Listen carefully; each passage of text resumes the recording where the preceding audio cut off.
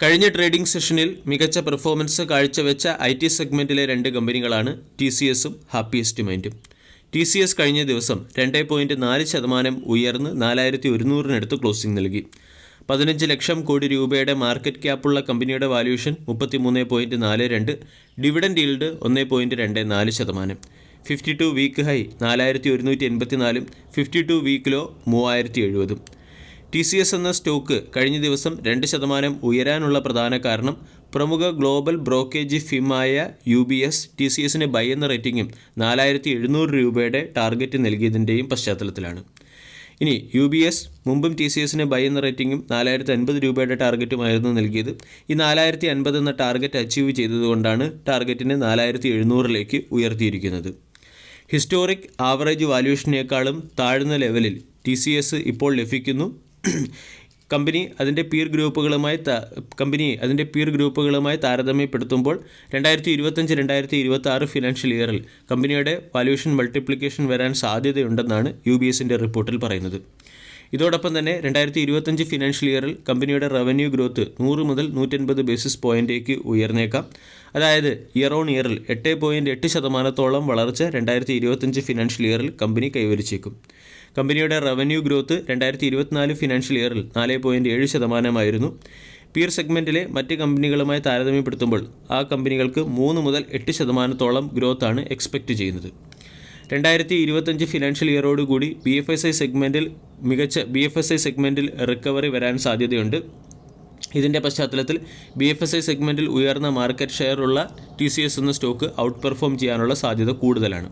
കൂടാതെ കമ്പനി അതിൻ്റെ cost ഒപ്റ്റിമൈസേഷനിലും discretionary spending reduce ചെയ്യുന്നതിലും പ്രത്യേകമായും ശ്രദ്ധ കേന്ദ്രീകരിക്കുന്നു. 2024 ഫിനാൻഷ്യൽ ഇയർ വരെ കമ്പനിക്ക് ലഭിച്ച വലിയ ഓർഡറുകളും വരും സമയങ്ങളിൽ കമ്പനിയെ മികച്ച പെർഫോമൻസിലേക്ക് കാഴ്ചവെക്കും. BSNL നിന്ന് ലഭിച്ച ഓർഡർ മാത്രം 2.5% റവന്യൂ ഗ്രോത്ത് കമ്പനിയിൽ കോൺട്രിബ്യൂട്ട് ചെയ്യുമെന്നാണ് കണക്കുകൾ സൂചിപ്പിക്കുന്നത്. നെസ്റ്റ്, JLR, അവീവ തുടങ്ങിയ കമ്പനികളിൽ നിന്ന് ലഭിച്ച ഓർഡറുകൾ 0.8% റവന്യൂ ഗ്രോത്ത് കോൺട്രിബ്യൂട്ട് ചെയ്യും.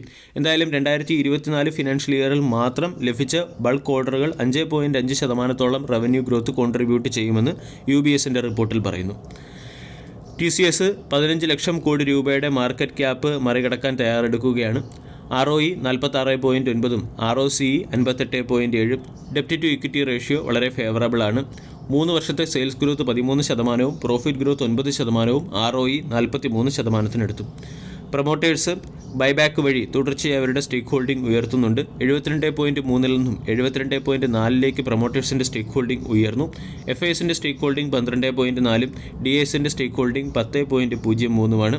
ഈ കമ്പനിയിൽ പബ്ലിക്കിന് 5%-നടുത്ത് സ്റ്റേക്ക് ഹോൾഡിംഗ് ഉണ്ട്. പബ്ലിക്കിൻ്റെ സ്റ്റേക്ക് ഹോൾഡിംഗ് കുറഞ്ഞു വരുന്നു. ടെക്നിക്കലി TCSൻ്റെ മന്ത്ലി ക്യാൻഡിൽ പാറ്റേൺ നോക്കുകയാണെങ്കിൽ ഇവിടെ മന്ത്ലി ടൈം ഫ്രെയിമിൽ സ്റ്റോക്കിൽ ഒരു റൗണ്ടിംഗ് ബോട്ടം രീതിയിലുള്ള ബ്രേക്ക്ഔട്ടിന് സ്റ്റോക്ക് തയ്യാറെടുക്കുകയാണ്. ഇവിടെ നിന്നും 4000 എന്ന ലെവലിന് മുകളിൽ ബ്രേക്ക്ഔട്ട് വന്ന് മന്ത്ലി ബേസിസിൽ ക്യാൻഡിൽ ഫോം ചെയ്യുകയാണെങ്കിൽ 1000 പോയിൻറ്റിൻ്റെ അപ്സൈഡ് മന്ത്ലി ബേസിസിൽ, അതായത് പൊസിഷണൽ ബേസിസിൽ TCSൽ നിന്നും പ്രതീക്ഷിക്കാം. അതോടൊപ്പം തന്നെ വീക്ക്ലി ക്യാൻഡിൽ പാറ്റേൺ നമ്മൾ പരിശോധിച്ചാൽ ഇവിടെ സ്റ്റോക്ക് ഒരു പ്രത്യേക ട്രെൻഡ് ലൈൻ ചാർട്ട് ഫോളോ ചെയ്യുന്നു. സ്റ്റോക്ക് ഇപ്പോൾ ഏകദേശം ട്രെൻഡ് ലൈൻ സപ്പോർട്ടിന് അടുത്തായിട്ടാണ്. എന്നിരുന്നാലും സ്റ്റോക്ക് 52 വീക്ക് ഹൈക്ക് അടുത്ത് ട്രേഡ് ചെയ്യുന്നതുകൊണ്ട് ഇപ്പോൾ പൊസിഷൻ എടുക്കുന്നത് അത്ര അഭികാമ്യമല്ല. 3750, 3800 തുടങ്ങിയ സോണുകൾ TCSൻ്റെ മികച്ച സപ്പോർട്ട് സോണാണ്. രണ്ടാമത്തെ stock happiest mind technology limited.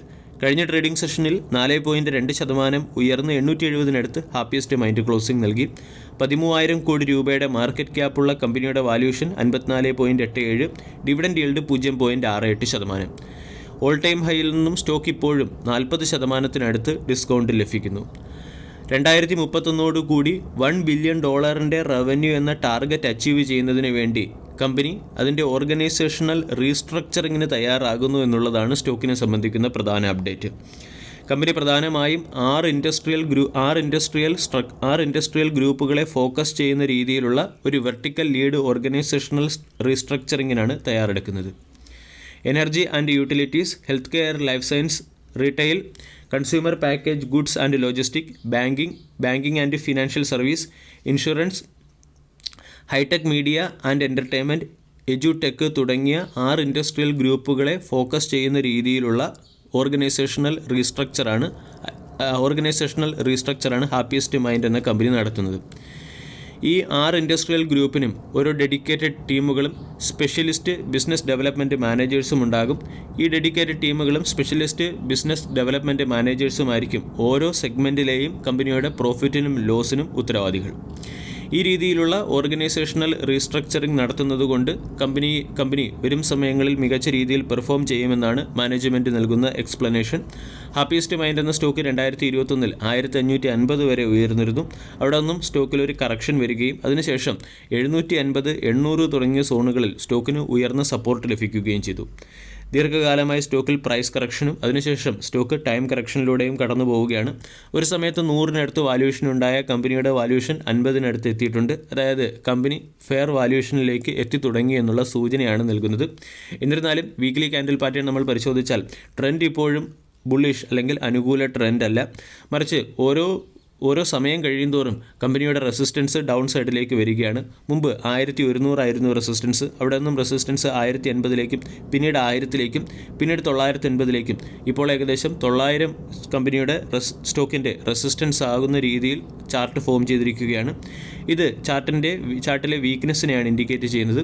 Overall long ടൈമിൽ സ്റ്റോക്കിൽ പൊസിഷൻ എടുക്കാൻ താല്പര്യമുള്ളവർക്ക്, അതായത് കമ്പനിയുടെ ബിസിനസ് മോഡലും മാനേജ്മെൻറ്റിൻ്റെ എഫിഷ്യൻസിയും പരിഗണിച്ച് ലോങ് ടൈമിലേക്ക് പൊസിഷൻ എടുക്കാനുള്ളവർക്ക് ഈ 700, 880 തുടങ്ങിയ റേഞ്ചുകളിൽ സ്റ്റോക്കിനെ അക്കുമുലേറ്റ് ചെയ്യാവുന്നതാണ്.